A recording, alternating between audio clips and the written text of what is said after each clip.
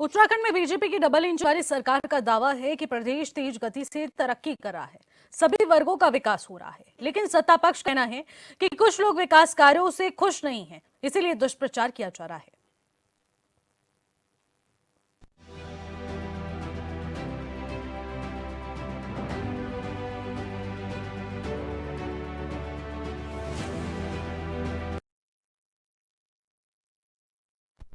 नमस्कार, आप देख रहे हैं क्वेश्चन और मैं हूं आपके साथ निशी भाटिया। 2027 से ही देवभूमि उत्तराखंड में बीजेपी की सरकार है। सरकार के दावे भी हैं कि डबल इंजन वाली सरकार में सभी वर्गों का विकास हो रहा है, किसानों की आमदनी बढ़ रही है, युवाओं को नौकरी दी जा रही है और महिलाओं को बीजेपी की सरकार में लखपति बनाया जा रहा है। लेकिन सरकार के मुखिया का आरोप है कि कुछ लोग सरकार के खिलाफ दुष्प्रचार कर रहे हैं। आखिरकार वो लोग कौन हैं? सीधे तौर पर हमला क्यों नहीं किया जा रहा है? ये अपने आप में बड़ा सवाल है। आज इसी पर करेंगे चर्चा।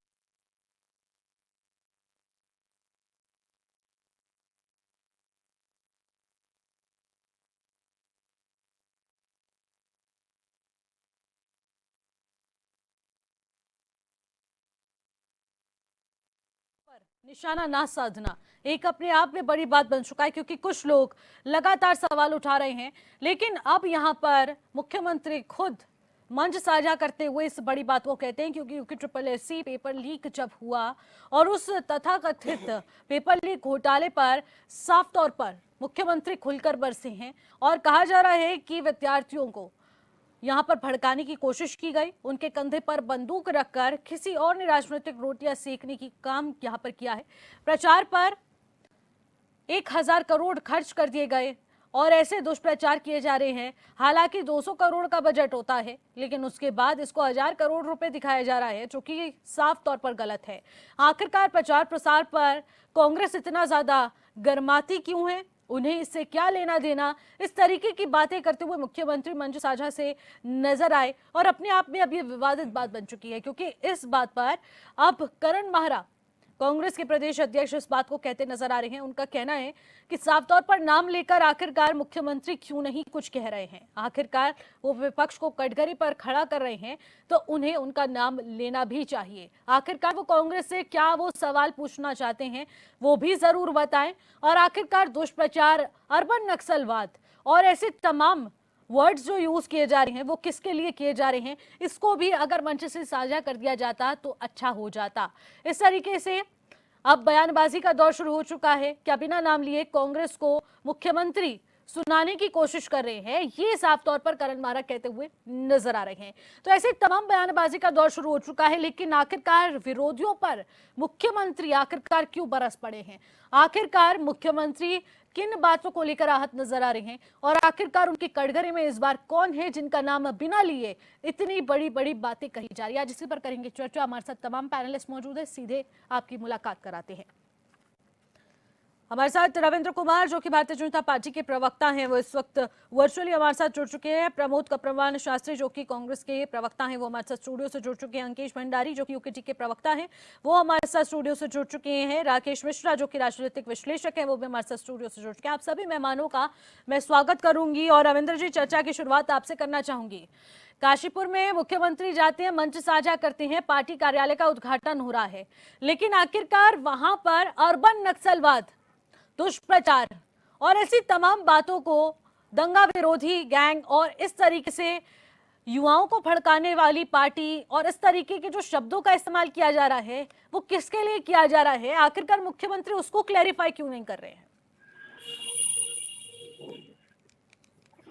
देखिए, एक लंबे समय से जिस प्रकार से चाहे केंद्र में हो और चाहे राज्य में हो, केंद्र में तीसरी बार मोदी जी की सरकार और दूसरी बार धामी जी की सरकार को लेके जिस प्रकार से लगातार कुछ लोग, विपक्षी लोग, एक अनगल बयानबाजी हो या झूठा प्रचार हो या आप कहें कि इस तरीके के काम को, वो कार्य जो कहीं है ही नहीं, मतलब झूठ बोल देना सरासर, तो इस तरीके का काम काफी समय से किया जा रहा है। और ये जिस प्रकार से इनके ही नेता राहुल गांधी जी ने एक अभी पीछे बयान दिया था, बड़ा विवादित बयान था, चाहे कहा हो कि भारत की अर्थव्यवस्था डेड इकोनॉमी है, जब पूरी दुनिया और पूरे सब एक्सपर्ट्स जब कहते हैं कि भारत एक उभरती हुई अर्थव्यवस्था है जिसे डेड इकोनॉमी कहते हैं, तो इसके पीछे क्या है? ये अर्बनवादी तो है ना, कि जो इस तरीके से देश की चीजों को बदनाम करे। चाहे ये कह देना कि जी अब जो है इस देश में चोरी होती है, वोट चोरी होती है, ये भी एक अर्बन नक्सली ऐसे ही काम कर सकते हैं। देश विरोधी लोग भी हो सकते हैं जो राष्ट्र विरोधी हो, प्रदेश विरोधी हो।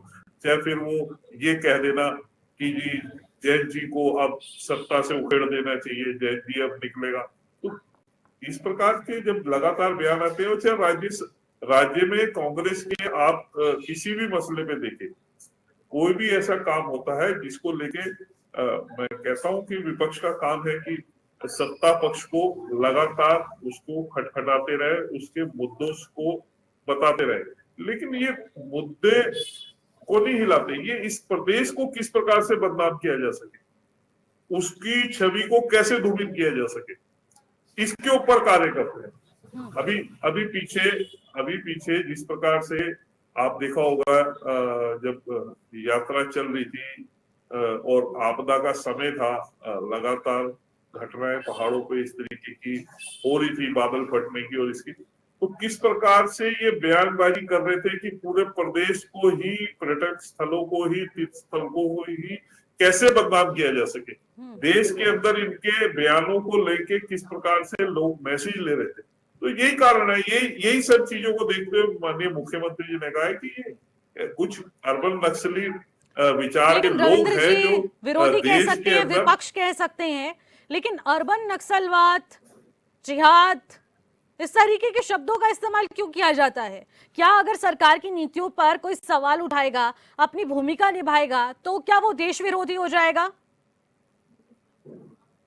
नहीं, आप मुझे बताइए ना, आप अगर डेड इकोनॉमी कहते हैं तो आप मुझे बताइए, उसका प्रमाण दीजिए ना। डेड इकोनॉमी आप कहते हैं वोट चोरी होते हैं, तो उसका प्रमाण देंगे ना, या खाली मुंह से कह के इसे ही अर्बन नक्सल कहते हैं?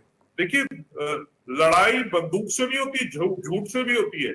आतंकवाद बंदूक चला के नहीं आता। रविंद्र जी, वोट चोरी का तो खुलासा हो ही चुका है ना। रूमर फैला, वोट चोरी पर तो बहुत बड़ी बहस हुई है। देखिए, फिर आप बोलते हैं सबूत नहीं पेश किए जाते, करे जाते हैं, प्रेस कॉन्फ्रेंसेस का आयोजन हो रहा है, चुनाव आयोग किस तरीके से कटघरे में खड़ा हो जा रहा है, वो तो हम सब देख रहे हैं। नहीं, वो सुन लीजिए ना। आप मुंह से कुछ भी कहते रहिए, आप जाइए ना कोर्ट में। कोर्ट तो इनके किसी भी चीज को नहीं लिया।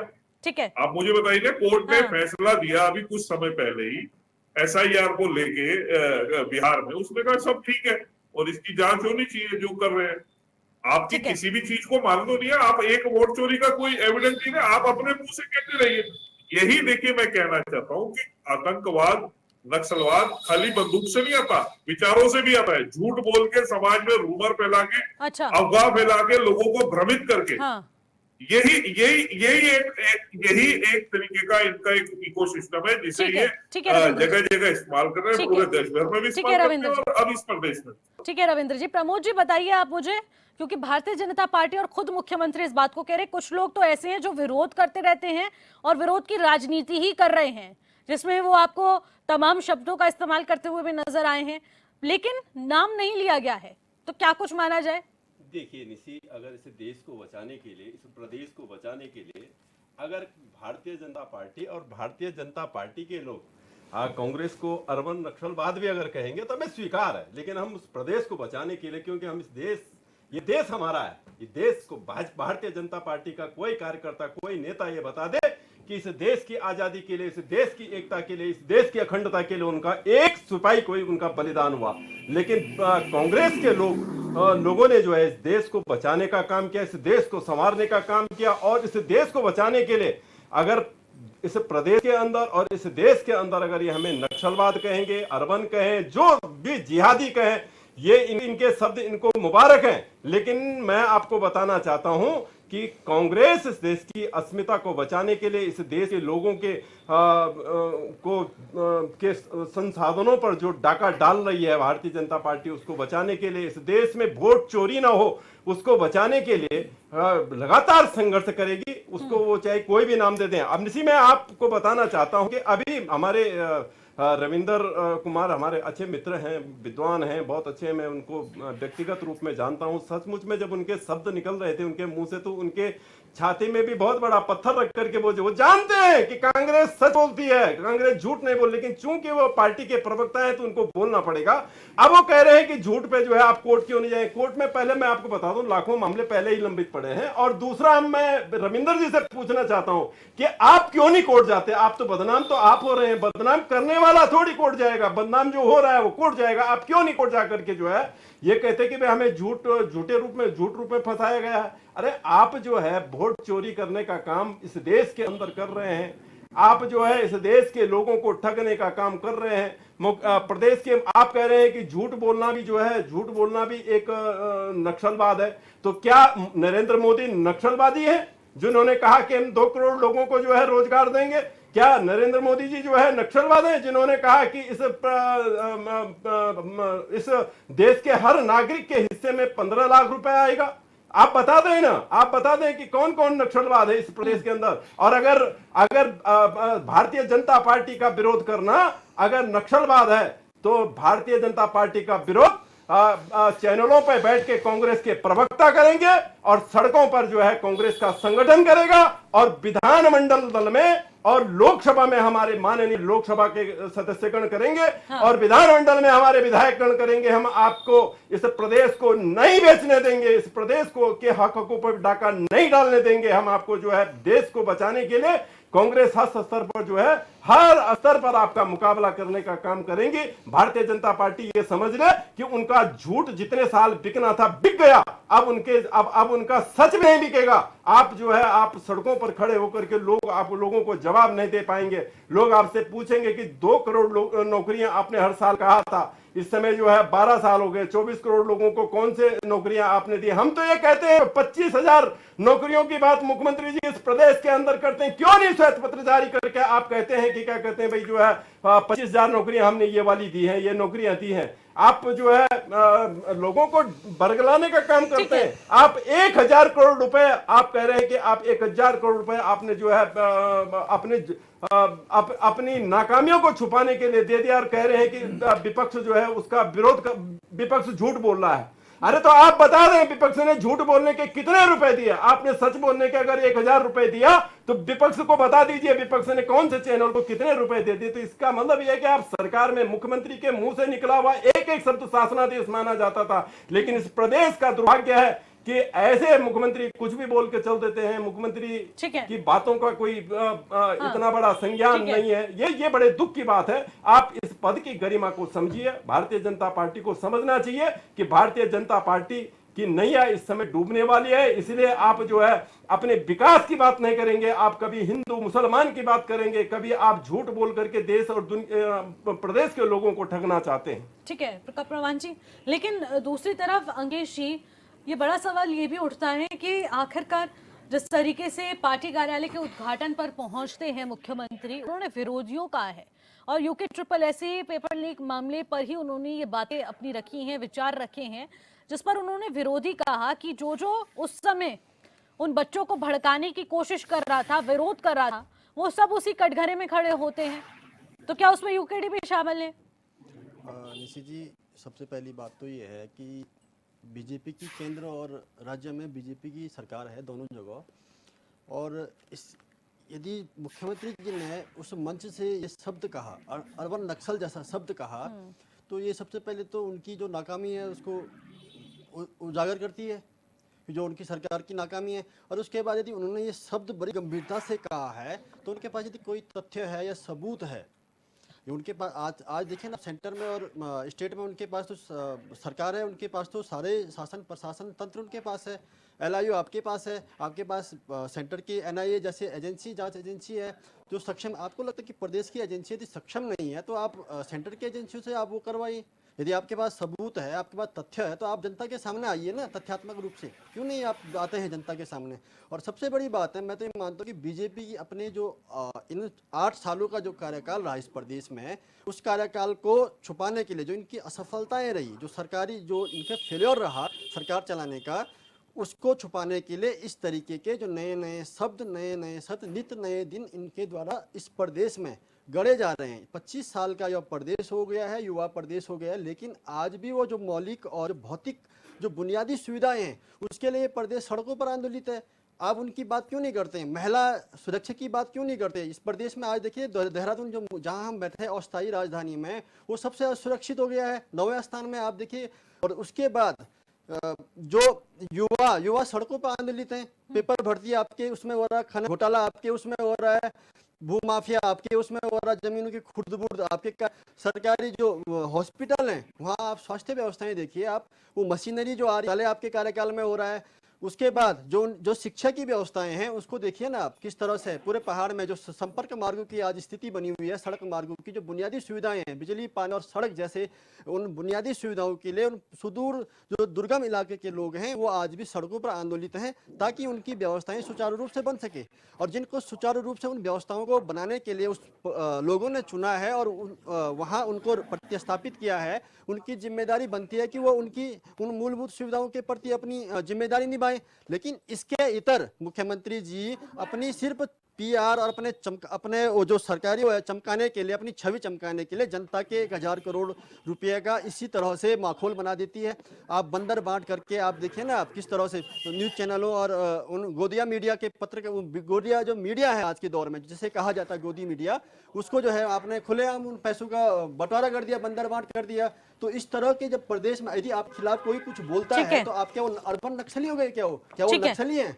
आप इस तरह के जिहाद और नक्सली बोल करके इस प्रदेश की आबो हवा को खराब न करें, ऐसा परपंच न करें, षड्यंत्र न रचें, क्योंकि आने वाले 27 में आपकी सत्ता जो है पूर्ण रूप से इस प्रदेश से मुक्त हो जाएंगे और बीजेपी मुक्त प्रदेश रहेगा, क्योंकि बीजेपी के कार्यकाल में इस प्रदेश में जो है हर तरह का भ्रष्टाचार, लूट खसोट और इसके बावजूद शिक्षा, स्वास्थ्य जैसे वो जो मूल व्यवस्थाएं हैं उसके प्रति इनकी जो गैर जिम्मेदाराना रवैया है वो साफ साफ इनकी नाकामियों को उल्लेखित करती है सरकार की। और जो नाकामियां उसको छुपाने के लिए आज सरकार इस तरह के छद्म आवरण का इस्तेमाल कर रही है। इसको मैं छद्म आवरण कहूंगा निशी जी। नक्सली, अर्बन और जिहादी जिस तरीके की आप बात कर रहे हैं इस प्रदेश में नहीं चलेगा। यहाँ सनातनी प्रदेश है, इस तरह के शब्दों के लिए यहाँ इस जगह नहीं है। क्या आपके खिलाफ बिल्कुल बिल्कुल पॉइंट उठता है शब्दों का जो इस्तेमाल किया गया है, जो चयनित शब्द हैं जिनका बार बार इस्तेमाल किया जाता है और इसी को लेकर इर्द गिर्द में राजनीति भुनाई जाती है। और एक और बड़ी बात करण माहरा के द्वारा की गई है अपने बयान में, जैसा कि आपने हमारे इससे पहले की रिपोर्ट में सुना, नक्सलवाद, दुष्प्रचार, फेक नैरेटिव, इस तरीके के शब्दों का इस्तेमाल मुख्यमंत्री अक्सर अपने भाषण में करते हुए नजर आते हैं राकेश जी। लेकिन अगर करण माहरा ने कहा कि उनके इस भाषण से इन शब्दों को हटा दिया जाए तो उनके पास बचा ही नहीं है कुछ और कहने के लिए। क्या आपको भी यही लगता है कि इसी तरीके से राजनीति चल रही है, इन शब्दों का इस्तेमाल किया जा रहा है भड़काने के लिए? देखिए निशी जी, सिक्के उछालोगे तो उसके दो ही पहलू निकलेंगे, या तो हेड निकलेगा या टेल निकलेगा। आज की स्थिति में ऐसा कि अगर सच कहोगे तो नक्सली कहे जाओगे, अगर सच कहना बगावत तो समझो हम भी बागी हैं। तो वो बागियों वाली स्थिति है। अगर आपने सच कह दिया, और अभी तक जब से ये मूवमेंट शुरू हुआ या मुख्यमंत्री जी के मुखारबिंद से ऐसे पवित्र शब्द निकले, तो उसके बाद से क्या हो गया कि दोनों सेंटर जो पावर सेंटर हैं वो इस पवित्र शब्द के पीछे चले गए। समझ रहे हैं ना? भाजपा यही चाहती है और कांग्रेस को चाहिए या मुख्य विपक्षी दलों को चाहिए इन शब्दों को इग्नोर करना सीखे। लेकिन जो संवैधानिक पद पर इस वक्त बैठा हो, जिसकी बात बेहद माननीय हो क्योंकि वो प्रदेश के मुखिया हैं, और इस तरीके से जो वो अपने प्रचार प्रसार और अपने मंचों से जब साझा होकर विचार रखते हैं, क्या प्रदेश को यही मैसेज जाना चाहिए? इस तरीके का जो इस्तेमाल किया जा रहा है शब्दों का, क्या वो सही है? देखिए, इसको इग्नोर कैसे किया जा सकता है? जब क्यों नहीं इग्नोर किया जा सकता? इन चीजों पर अगर हम विशेष रूप से बल देना शुरू करेंगे तो आज हमारी पूरी 1 घंटा का हम लोगों का कीमती समय 1 घंटा इसी शब्द पे तो जा रहा है। ये इतना पवित्र शब्द हो गया क्या? नहीं, हम तो कह रहे हैं कि हमें ये समझने की जरूरत है। और जिस परिप्रेक्ष्य में उन्होंने उस नक्सलवाद की चर्चा की थी वो था वो जो पेपर लीक का मामला हुआ था, और उस समय वो जो एक झंडे की बात आई थी कि हम कोई भगवा झंडा नहीं घुसने देंगे, ये उस शब्द के परिप्रेक्ष्य में देखिए उसका भी कोई पॉइंट है, किसी विपक्ष को उन्होंने नहीं कहा था। कुछ ऐसे तत्व हैं, जैसे अभी नेपाल की घटना हुई तो वो क्या थी, बांग्लादेश की घटना हुई तो वो क्या थी, वो विचार तो हम लोगों के बीच में है ही है कहीं ना कहीं। तो आज हम सारे लोगों को, मतलब चाहे हम निवासी हैं, चाहे हम राजनैतिक व्यक्ति हैं, चाहे हम विपक्ष के लोग हैं, हम सबको इस विचार से तो लड़ना ही है। मान लिया कदाचित कांग्रेस की सरकार हो और ये विचार पनप के सामने आए तो नुकसान तो देश का होगा ना, प्रदेश का होगा। तो अगर उन्होंने जिस परिप्रेक्ष्य से बात की थी वो किसी विपक्ष को लेकर नहीं की थी, वो बात ये थी कि वो जो समाज के विपक्ष के लोग हैं, समाज में विपक्षी लोग हैं। मुझे जहां तक ये बात समझ में वो ये आई, ये कोई इतना महत्वपूर्ण शब्द नहीं था, ये उस घटना के परिप्रेक्ष्य में कहा गया शब्द था। मैं उनका बचाव नहीं कर रहा हूं, लेकिन मैं अपने विपक्षी पार्टियों से यही चाहूंगा कि ऐसे चीजों पर राजनीति ना करें जहां से उनको फायदा हो रहा हो। अब आज उन्होंने जिस परिप्रेक्ष्य में कहा हो एक अलग बात, लेकिन आज हम जिस परिप्रेक्ष्य में बैठकर उस पर चर्चा कर रहे हैं तो इससे उनका नैरेटिव भी सेट हो रहा है, क्योंकि वो एक तीर से कई शिकार करते हैं। वो राजनीतिक लोग हैं, वो पिछले 10 साल से सत्ता में बैठे हुए लोग हैं। तो समझना पड़ेगा हमको कि हमें उनके किस पॉइंट को जाके पकड़ना है, पॉइंट पे हमें कोई चर्चा नहीं करना। ठीक है, वो विचार था, वो विचार उनका था जब युवा वहां बैठे थे। और आप सोशल मीडिया पे भी देख रहे थे, कोई कांग्रेस थोड़ा डाल रही, बिल्कुल राकेश जी, कोई यूकेडी थोड़ा डाल रहा था। हाँ, लेकिन इसी शब्द को लेकर जो बवाल मचा हुआ है, राजनीति इतनी ज्यादा गर्मा रही है, इस पर विचार करने की भी जरूरत है, क्योंकि एक संवैधानिक पद पर बैठा हुआ व्यक्ति अगर इन शब्दों का इस्तेमाल कर रहा है तो आखिरकार प्रदेश की जनता में संदेश देने की कोशिश भी क्या कर रहा है। राकेश जी, लौटूंगे आपके साथ ही, लेकिन फिलहाल एक छोटे से ब्रेक का वक्त हो चुका है। ब्रेक के बाद जो लौटेंगे, आप बने रहिएगा।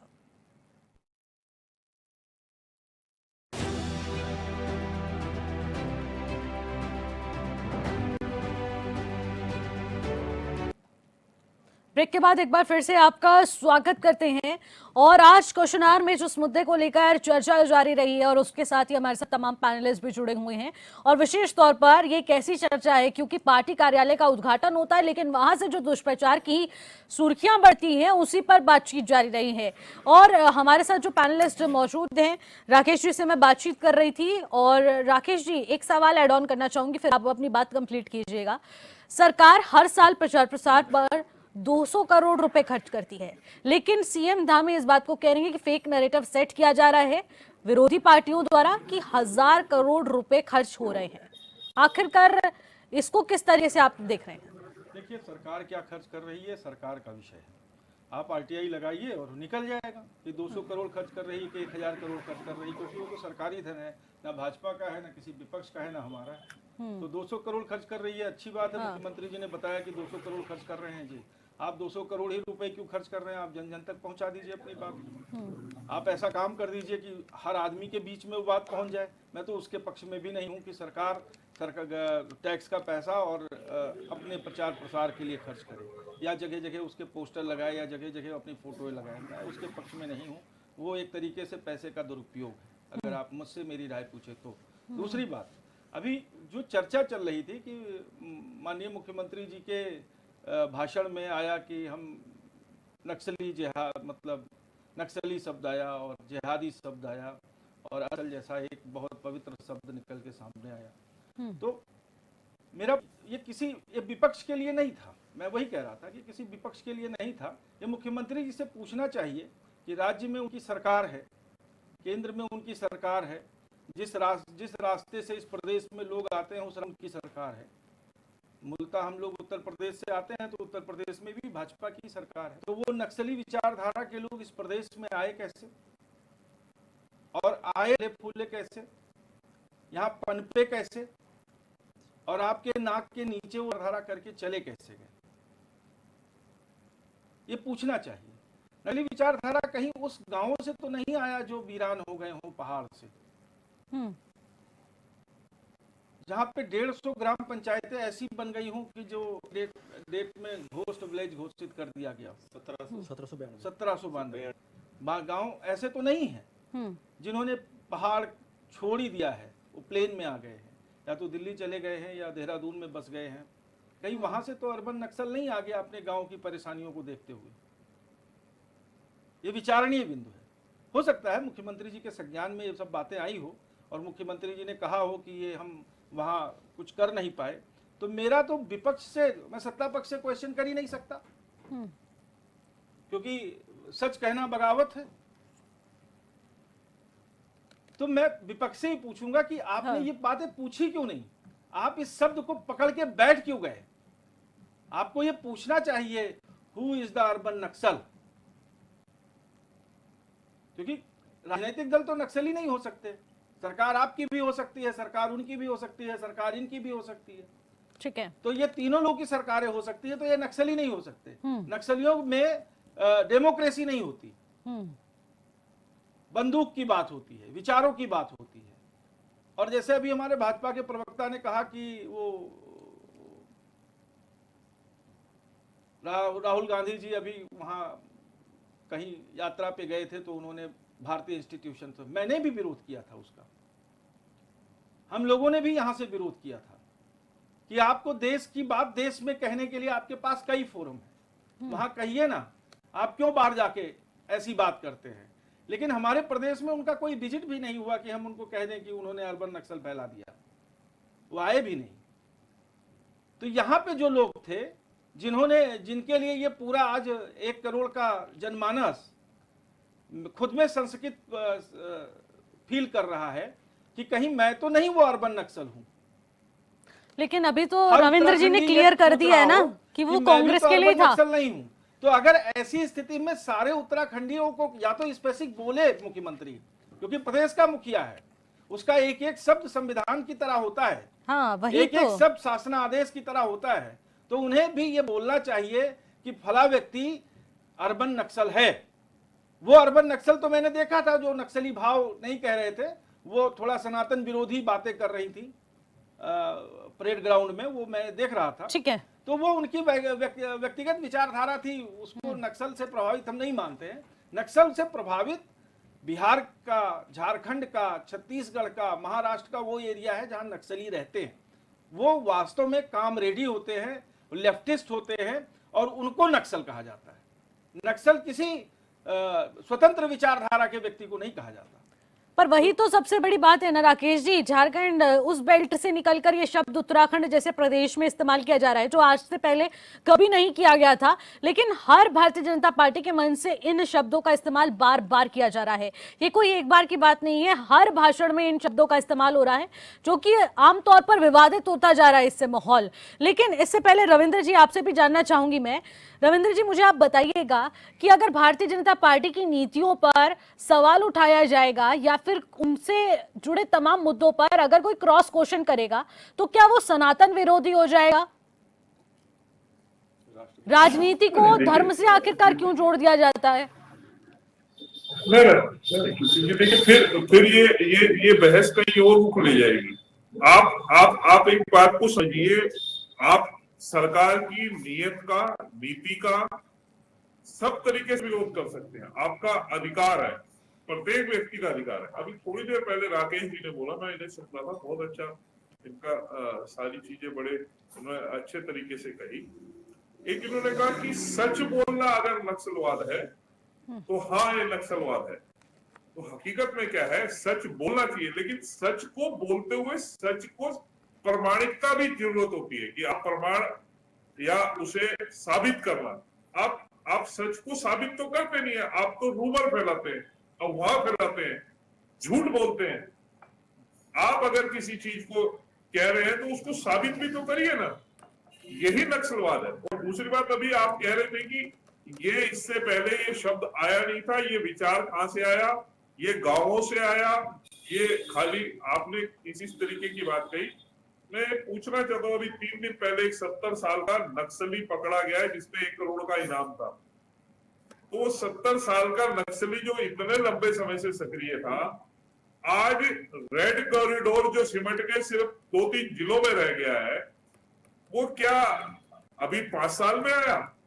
अगर आप 2002 और 2004 के आसपास के न्यूज़पेपर उठा के देखेंगे ना, तो उस समय नेपाल में एक बहुत बड़ा आंदोलन चला था वहां पे लोकतंत्र को स्थापित करने के लिए राजतंत्र को खत्म करके, जिसे पूरे तरीके से माओवादियों ने, लेफ्टिस्टों ने किया था, तब उसकी आज हमारे इस पहाड़ तक थी। यहां से कई लोग गिरफ्तार किए थे। नरेंद्र तिवारी अपने कई बयानों में कहा था इसको लेके कि सावधान रहना पड़ेगा माओवादियों से, नक्सलियों से, ऐसे विचारधारा के लोगों से। और गिरफ्तारियां भी हुई है। अगर आप 2006, 5, 7, 8 के अखबारों को अगर पढ़ेंगे, नरेंद्र तिवारी काल की बात बता रहा हूं, तो आप ये मत कहिए कि ये पहाड़ों में कहां से आया। वही विचार के लोग। नक्सलवाद कब हो जाता है? आप विरोध करिए, आप किसी भी चीज का विरोध करिए, आप रविंदर जी का विरोध करिए, धामी जी का विरोध करिए, मोदी जी का विरोध करिए, लेकिन जब वो दिक्कत वहां आ जाती है, जब आप कहते हैं कि आपको निकाल के जला के मारेंगे, हम आपको खत्म कर देंगे, इसे कहते हैं नक्सलवाद।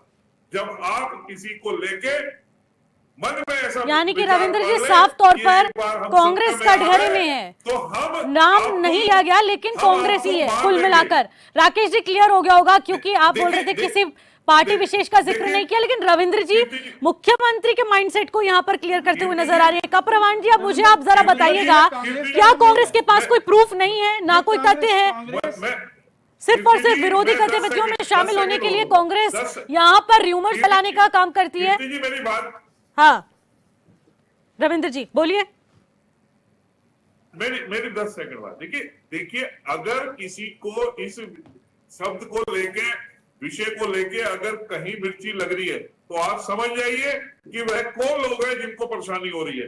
ये वही लोग हैं जो जेएनयू में के अंदर नारे लगाते हैं जब सीआरपीएफ के लोग कश्मीर में आतंकवादियों को मारते हैं, ये उनके खिलाफ प्रदर्शन करते हैं। जब हमारे जवाब ले लेते हैं, लोग शहादत देते हैं,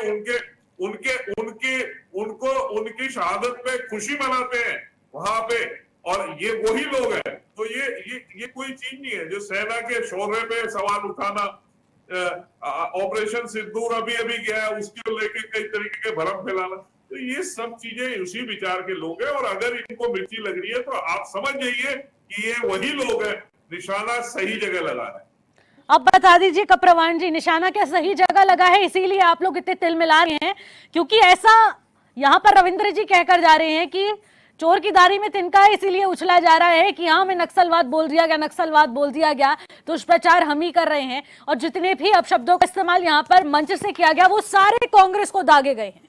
ये ठीक है, कांग्रेस को अगर आपके पास जो है आप वही तो दोगे। आपके पास यही सब शब्द हैं तो आप यही दोगे। अगर आपने बहुत सारे काम किए होते 9 सालों में, तो आप 1 घंटे के भाषण में आप अपनी उपलब्धियां गिना रहे होते। आप कहते भाई मैंने इतने हजार लोगों को रोजगार दिया, इतने हजार आपने सड़कें बना दी, आप इतने हजार आपने कॉलेज बना दिए, इतने हजार आपने एम्स बना दिए। आपके पास उपलब्धियां होती, आप ये सब बोलते। अब आपके पास उपलब्धियां तो जीरो हैं। अब आप क्या कहेंगे? आप यही तो कहेंगे कि कांग्रेस नक्सलवाद है। आप कांग्रेस को नक्सल कह दो, आप जो आप कहना चाहते हैं आप कहिए, लेकिन आपके कहने, आपका जो आप जो कह रहे हैं, आप अभी कह रहे थे कि भाई जो है नक्सलवाद पकड़ा गया। अगर पकड़ा गया तो भाई आपकी जो पुलिस वो क्या कर रही है, आपकी जो इंटेलिजेंट है वो क्या कर रही है, आपकी एलआई क्या कर रही है, आपकी जो सेना है वो क्या कर रही है? हम तो इनसे ये पूछना चाहते हैं। अगर यदि कांग्रेस में कोई कांग्रेस का कोई कार्यकर्ता आपको नक्सलवाद में दिखता है तो आप उसको क्यों नहीं गिरफ्तार करते? हम तो इनसे ये पूछना चाहते हैं भाई, अगर ठीक है भारतीय जनता पार्टी में बहुत सारे बलात्कारी हैं, वो बहुत सारे रेपिस्ट हैं, तो वो जो सब बंद हुए हैं ना, बहुत सारे बंद हुए हैं, अनामिका बंद है ना, कांग्रेस को कहा जाता है कि वो अर्बन नक्सलवाद पैदा कर रहे हैं और अर्बन नक्सली हैं। आप खाली जो है, अब भारतीय जनता पार्टी को टैग मिल जाएगा कि जनता पार्टी रेपिस्ट पार्टी है, ये सब टैग्स दिए जाएंगे क्या? तो क्या दिया जाएगा बाकी? आप जो है, मैं तो आपसे ये कह रहा हूं कि जो अपराधी हैं वो उनको आपने बंद किया ना, आपने जो जिन पे रेप हुए वो आपने बंद कर रखे हैं। तो आप नक्सल कोई पार्टी का करता है तो उसको आप क्यों नहीं बंद करते हैं? आप खाली उसको जो है मुख्यमंत्री के मुंह से इतने लोगों के लिए इतने शब्द निकलना, आखिर उत्तराखंड लोग ही तो कांग्रेस है, उत्तराखंड के लोग तो भाजपा ही है, उत्तराखंड के लोग ही तो यूपीडी है, उत्तराखंड के लोग ही तो जो है स्वतंत्र विचारक हैं। आप कैसे किसी को नक्सलवाद कह सकते हैं? और मैं तो अभी राकेश जी से पूछ रहा था कि अर्बन नक्सलवाद किसको बोलते हैं। हमने तो ये शब्द नया सुना कि भाई अर्बन, तो इन्होंने कहा पढ़े लिखे लोगों को जो है अर्बन नक्सलवाद कहते हैं।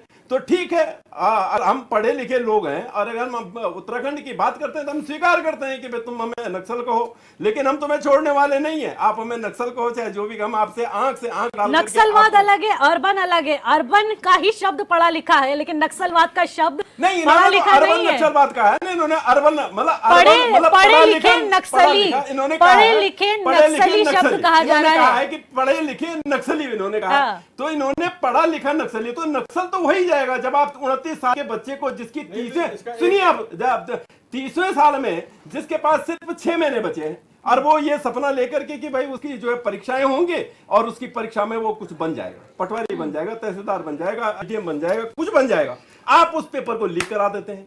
आप ये पेपर लीक थोड़ी होता है, वो उस नौजवान का भविष्य लीक हो जाता है। वो बाकी और क्या करेगा आप बताइए ना। आप तो उनको सर्टिफिकेट दे रहे हैं, आप उनको सर्टिफिकेट दे रहे हैं कि आपने जो आपने परसों जो है पेपर लीक करवाया, पेपर लीक करवा करके आप नौजवानों को हिंसक बनाने का काम कर रहे हैं। क्यों नहीं बनेगा वो, जब जो है जिसके माता पिता ने जो है बैंक से लोन लेकर के पढ़ाई कराई होगी इस आशा और उम्मीद के साथ में कि हमारा बेटा कलेक्टर बनेगा, हमारा बेटा जो है कहीं अरे कुछ नहीं बनेगा तो पटवारी तो बन ही जाएगा, उसने किया होगा। और आप अंतिम समय पे आप हाकम सिंह जैसे पैदा करते हैं, आप जो है अनामिका शर्मा जैसी पैदा कर, आपकी सोच अच्छी कैसे हो गई और आप पे लोग, उत्तराखंड के लोग क्यों विश्वास करें? आपसे हम पूछना चाहते हैं। आप अर्बन बोले, आप नक्सल बोले, आप जिहाद बोले, आप जो कहना वो कहें, लेकिन आप ये तो बताएं कि अगर ये सब इस शांत प्रदेश में हो रही है तो आखिर आप सिर्फ ताली बजाने के लिए, झूठ बोलने, टीवी में बड़े बड़े विज्ञापन देने के लिए लोगों ने आपको पहले 52 लोग, अब 47 लोगों को चुना। ये तो उत्तराखंड के लोगों को बता दीजिए। हम तो ये पूछना चाह रहे हैं, हम ठीक है, आपने 2014 से लेकर के और आज 2025 तक कांग्रेस को पता नहीं क्या क्या क्या नहीं कहा आपने, तो आप वो तो बता दें। अब आप हमारे अभी नेता राहुल गांधी जी के लिए कह रहे थे कि भाई जो है उन्होंने कहा कि हमारे भारत की अगर जो अर्थव्यवस्था बहुत अच्छी है तो आपकी जेब में क्यों नहीं है पैसा? 2014 से पहले तो आप बहुत ठीक ठाक काम करते थे। अंकेश जी को पूछ लीजिए, नौजवान है, मिश्रा जी को पूछ लीजिए, वो कारोबारी है, अगर उनका बहुत हरा भरा है। उत्तराखंड के में जो सोना 30,000 35,000 रुपया तोला था, आज वो 1,28,000 रुपए तोला है। बताए ना मुख्यमंत्री और बताएं प्रधानमंत्री, आप जो है बड़े सिंदूर की बात करते हैं, आप क्यों बहनों का मंगल सूत्र जो है जो वो बना नहीं सकती हैं? आपने तो उनको छीनने का काम किया। आप बताएं, ये पर्यावरण प्रदेश है निशी जी, मैं आपको बहुत महत्वपूर्ण, ये पर्यावरण प्रदेश, हम दुनिया को पर्यावरण देने का काम करते हैं, देते नहीं देते इस प्रदेश के अंदर जहां हमारी स्कूल बननी चाहिए थे वहां हमारा पेड़ खड़ा, हम उसको काटते नहीं। हमारे खेत में पेड़ उसको हम काटते नहीं, हमारे खलियान में, 1 मिनट में अपनी बात कर रहा हूं, उस पर्यावरण देने के बावजूद हमें तो जो ईंधन है वो फ्री में देना चाहिए अगर नैतिकता हो सरकारों के अंदर, लेकिन हमें वो ईंधन 110 रुपए केजी मिलता है जबकि दिल्ली में वो 70 रुपए केजी है। तो ये इनकी कथनी और करनी में अंतर है। और भारतीय जनता पार्टी क्या समझती है? भारतीय जनता पार्टी ये सोचती है 10 सेकंड लूंगा, बहुत लोग 10 सेकंड। हाँ, चलिए एक छोटा सा कमेंट ले लेते हैं रविंद्र जी, 10 रविंद्र सेकंड जी। में बात रखिएगा, जी, जवाब दे दीजिए कपड़ेवाल जी की हर एक बात का। आप देखिए, एक इन्होंने दिल्ली का और देहरादून का उदाहरण दिया, मैं आपको यहाँ से हमारे साथ में स्टेट लगती है हिमाचल, उसका उदाहरण देता हूँ। भारत सरकार ने जीएसटी कम किया जिसमें सीमेंट पे भी कम हुआ, इन्होंने वहां 5 रुपए बढ़ा दिए सीमेंट के कट्टे में। जो गरीब आदमी मकान बनाने के लिए खरीदता उस पे पैसे बढ़ा दिए। अब आपकी सरकारें जहां जहां है, मैं तो कहना चाहूंगा कि वहां पे आप पेट्रोल के जीएसटी कम कर दें और सोने की कीमतों पे सब्सिडी दे दें, मैं मान जाऊंगा आपसे। हिमाचल है, कर दीजिए ना सब्सिडी सोने पे, आप दिलवा दीजिए, कौन रोक रहा है आपको? भाई आपकी सरकार है, आप दे नहीं सकते। आप सिर्फ भ्रष्टाचार से अपनी जेबें भर सकते हैं। जहां हम बैठे हैं वहां आप आपको दे बहुत दे, बैठना है। किसी को कुछ नहीं दे सकते। जहां हम बैठे हैं वहां आपको बहुत लंबा समय बैठना है। आप चिंता करें। जी जी जी। अभी आपके जब सब्सिडी वाली बात आई ना तो उस पे हमारे कभी ने कहा कि पूरे देश में सरकार आएगी, इंतजार कीजिए, सोना 30,000 रुपए तोला बिकेगा। मान सकते हैं कि वापस से उलटफेर हो जाएगा और 30,000 रुपए तोला सोना हम एक बार फिर से ले पाएंगे। मार्केट हम कह रहे हैं हिमाचल में कब होगा भाई? आप भी खरीदने की तैयारी कर लीजिए। आपने जो लाखों रुपए का सोना खरीदा है वो वापस से उसके दाम गिरने वाले हैं। ठीक है, एक फाइनल कमेंट ले लेते हैं अंकित जी। देखिए जी, फाइनल कमेंट। हमें जरूरत नहीं है। नहीं ले लीजिएगा ना, रुक जाइए। अभी का प्रमाण जी इतनी बड़ी बात कहकर जा रहे हैं। हम तो कह रहे हैं तैयारी कीजिए आप, हिमाचल में करवा 2027 की दीजिए। तैयारी कीजिए, सोने की तैयारी नहीं 2027 की। जी। अंकेश जी फाइनल कमेंट। निशित जी, जी, जी, बिल्कुल। जिस तरीके से प्रदेश में आज ये चल रहा है, जिम्मेदार पद पर बैठे हुए व्यक्ति यदि हाँ। बात करें तो समझ नहीं आती है, हाँ और यदि कोई वैसा बोलता है तो बात लगती है। संवैधानिक पद पर बैठे हैं तो आपकी उस पद की कुछ गरिमा होती है। हाँ। और सबसे बड़ी बात है कि आप किससे बोल रहे हैं, क्या बोल रहे हैं, आपका एक एक शब्द, एक एक बिंदु आपका महत्व रखता है इस प्रदेश के लिए। और आपने उन युवा को, बेरोजगार युवा जो अपने लिए रोजगार के लिए वहां पर बैठे हुए थे, उनके आपने सीधा सीधा कह दिया कि आप ये अर्बन नक्सलिस्ट हैं। तो आप पहले तो ये आज पूरा प्रदेश ये जानना चाहता है कि भाई आपके पास जो तथ्य हैं जी। उसे सामने रखिए। ठीक है। और आपने किस तरह से, क्यों आपने यहाँ के जो ऐसा, यहाँ के तो शांति प्रिय लोग हैं और वो हमेशा से इस प्रदेश ने, ये देवभूमि है और देश ने हर किसी को शांति दी है। यहाँ पे जो भी आता है योग के लिए आता है, कई चीज पर्यटन के लिए आता है, इसके लिए प्रदेश जाना जाता है। और उसके बाद आप इस तरह के शब्द अपने जो पिछले 8 साल के जो कार्यकाल को आपने, अपने जो नाकामियां हैं उनको छिपाने के लिए आप सिर्फ इन शब्द, इस तरीके के शब्दों का इस्तेमाल ना करें। तो इससे देवभूमि की गरिमा पर भी सवाल उठेगा, वो गलत संदेश के साथ जाएगी। ठीक है अंकेश जी, जो है बरकराने का ठीक है काम ना अंकेश, करें, दुष्प्रचार ना करें। आप स्वयं कर रहे हैं खुद का, ठीक है, कोई दूसरा नहीं कर रहा आपका दुष्प्रचार, आप स्वयं ठीक है। अपना दुष्प्रचार कर रहे हैं। आपको भयभीत हैं, आपको अपनी कुर्सी बचाने का डर है, क्योंकि जिस तरह से माहौल आपके लोग ही आपके खिलाफ बना, आप उनसे भयभीत होकर के, मुझे लगता है कहीं ना कहीं कि मुख्यमंत्री जी ने जो अपने कार्यालय से ये बात रखी, वो कहीं ना उन्होंने स्वयं की पार्टी के उन लोगों के लिए न रखी हो जो उनके खिलाफ दुष्प्रचार। ठीक है अंकेश जी से फाइनल कमेंट ले लेते हैं, सब में कम है। Rakesh ji final comment. मुझे ना आज एकदम गोल लाइनें याद आ रही है, अगर आप आदेश करें तो मैं सुना दूं। जी बिल्कुल। जो डलहौजी न कर पाया ये हुक्काम कर देंगे, जो डलहौजी न कर पाया ये हुक्काम कर देंगे, कमीशन दो तो हिंदुस्तान को नीलाम कर देंगे। सुरा और सुंदरी के प्यारे ये मेरे देश के रहबर, दिल्ली को रंगीले शाह का हम्माम कर देंगे। वाह। तो अब आपकी ये बातें भी क्या मुख्यमंत्री के भाषण जैसी है, जिसमें कोई टैगलाइन नहीं है, लेकिन जिसके लिए गाई गई है उसे पता चल गया है। नहीं, अभी जिसको बुरी लग जाए तो वो मान ले, उन्हीं की भाषा में। भाई अगर हमारे प्रदेश के, मैंने तो अपने आप को अर्बन नक्सल, लेकिन कपरवान जी ने मान लिया, भैया ने मान लिया, तो अब जिनको मेरी बुरी लग जाए वो विस्थापित है, हम यहीं पैदा हुए, इसलिए हमने मान लिया। आज लेकिन रविंद्र जी ने काफी हद तक क्लियर कर दिया था कि आखिरकार वो नक्सलवाद किसको कहना चाहते मुख्यमंत्री। रविंद्र भाई भी यहीं के हैं, मूल निवासी हैं। हम तो प्रवासी हैं भाई, आप प्रवासी, इसलिए आपने नहीं माना, रविंद्र भाई।